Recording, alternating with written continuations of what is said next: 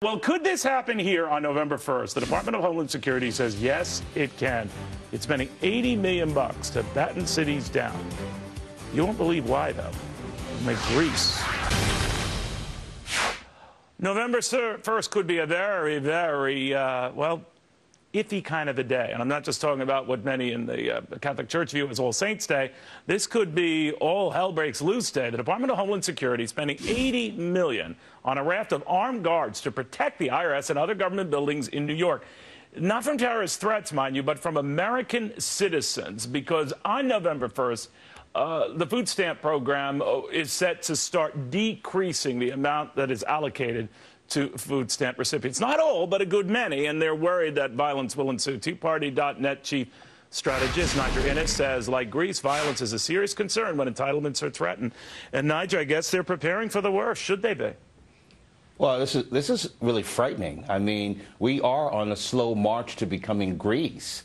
You know, what this says more than anything is that when you have nearly 50 million Americans on food stamps that are forced to be on food stamps because of a miserable economy that big government is strangling, then you have a situation where it's obvious what government can give to you, government can take away. But you know what's odd about this, Niger, is no one is having anything taken away at this point. Some might see the allocation of their food stamps rearranged, reprioritized, reduced very slightly, but nothing at this point that just strips the stamps from them. So let's say, I don't know how it works, if I have $75 worth of food stamps and I have $70, let's say, they are expecting riots over that. Should they be?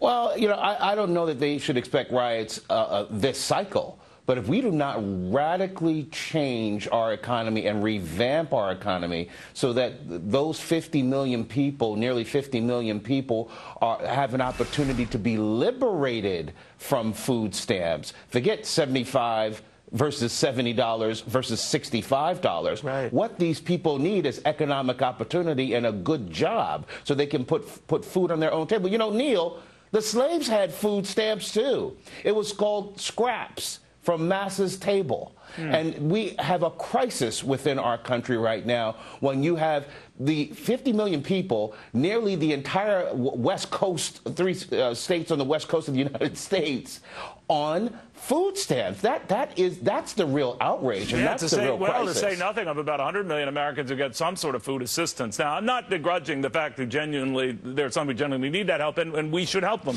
But it's gotten so out of control now that if it keeps going at this pace, of course, everyone will be on it. But that begs the next question, whether we've become such an entitlement society and such an entitlement-expected society that when they're even slightly curbed, well, we heard it from Richard Trump at the AFL-CIO when it comes to addressing even the growth of entitlements. They'll be held to pay on any Democrat who dare tries. So it doesn't look like we'll ever get out of this. And we have to get out of this. I mean, we are on a slow march to being Western Europe, a socialized Western Europe, big government state where people have not only on entitlements, but have an entitlement mentality. And I'm not blaming the people that want these entitlements or in many cases might even be addicted to these entitlements. I'm saying they are victims and need to be liberated. Look, most of these folk that I talk to every day, they don't want to be on welfare. They don't want to be forced to be in a predicament where they have to use food stamps or food assistance. They want a good job. So we need to liberate this economy so that we can revive this economy to provide jobs, you know, take the boot off the private sector so that the private sector can do what it does best, which is create economic opportunity, not just jobs, but economic opportunity for people that might want to be entrepreneurs and provide jobs. Yeah, you gotta give people that opportunity without, you know, indenturing them to these programs. Niger, thank you very, very much. Thank you, Neil.